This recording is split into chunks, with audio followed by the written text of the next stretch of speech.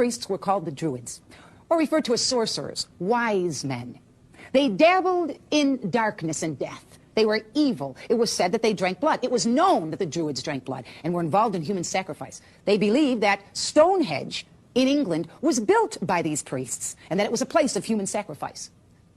Stories have it and legend has it and fact in history has it that these Druids on the eve of Samhain, October 31st, would take wicker baskets and would put humans in them and start them ablaze and burn humans, listening to them screeching and screaming as sacrifices to the god of the dead, the Grim Reaper. These evil Druids celebrated Halloween with great excitement. It was said at a time when all the evil, wicked spirits were loose to come out of their dark abode and walk the earth, tormenting the humans.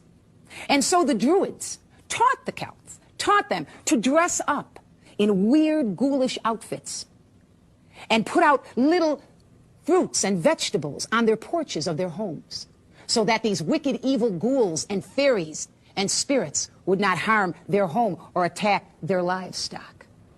It was almost like a treat so that the spirits wouldn't do mischief, a trick. Every time your child chants trick or treat, he is again repeating an age-old pagan festival. He is partaking in an age-old pagan festival of death. These spirits that were called up by Samhain, the god of the dead, would wander the earth. For a while, the people were able in Scotland and England and Europe there to appease them with their little offerings of food, their treats. But the demand got greater as the wickedness grew, and the Druids would then instruct the people that these little food treats were not enough. Now, these spirits were demanding a larger sacrifice. And so the townspeople would begin to bring animal sacrifices, cats and dogs, tiny little lambs, and at times, as the increase of demand came, they would literally take goats and slaughter them for the wicked spirits, and take the heads of the goats and put them on sticks to be seen, representing the sacrifice offered to Samhain, the god of the dead, that his wicked and evil spirits would do them no harm.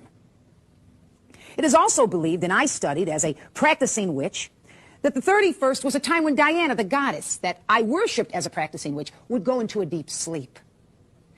Because in witchcraft you believe in different gods, Diana being the major one when I practiced, it was thought that as she slept, you could come in great communication with the dead.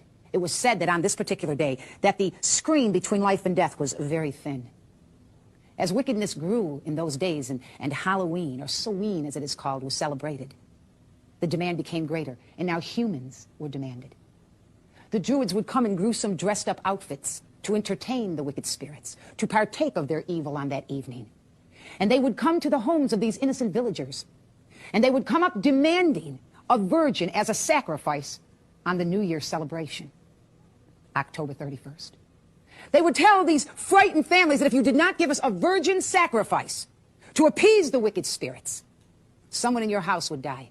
By morning, that virgin must be offered. And they would go off in these ghoulish outfits.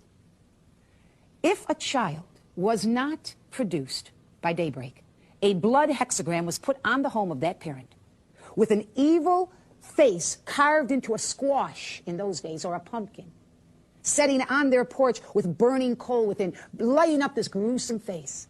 And if the virgin wasn't produced, the family would die. It is meant for evil. This is not cute, ladies and gentlemen. This is a representation whose roots are in Satanism. This is nothing that God honors or wants in your home. It's a time when we have to ask ourselves, do I want my children out celebrating a holiday when I know for a fact the newspapers, the secular newspapers, will report the highest amount of break-ins into animal shelters. You will find the highest amount of animals that have been dissected, bled, murdered, sacrificed. It is a time when there's a frenzy of murder. This is not a time of celebration and candy. Do you want your children out, walking around partaking, knowing that it is a celebration, a holy day of the God of the dead? Can you absolutely, with a clear mind, hearing these things and knowing it's true,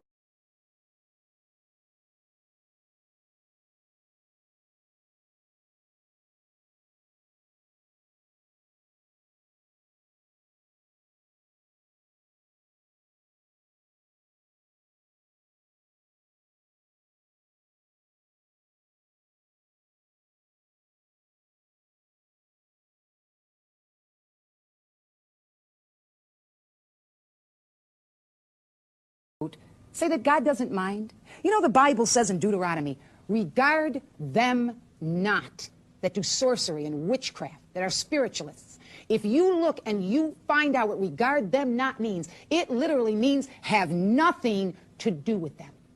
The Lord expressly states, for this reason, I will drive them out of the lands before you because they are an abomination. Those people who regard sorcery, witchcraft, spiritualism, the occult, and the practice of what they hold sacred is an abomination to God.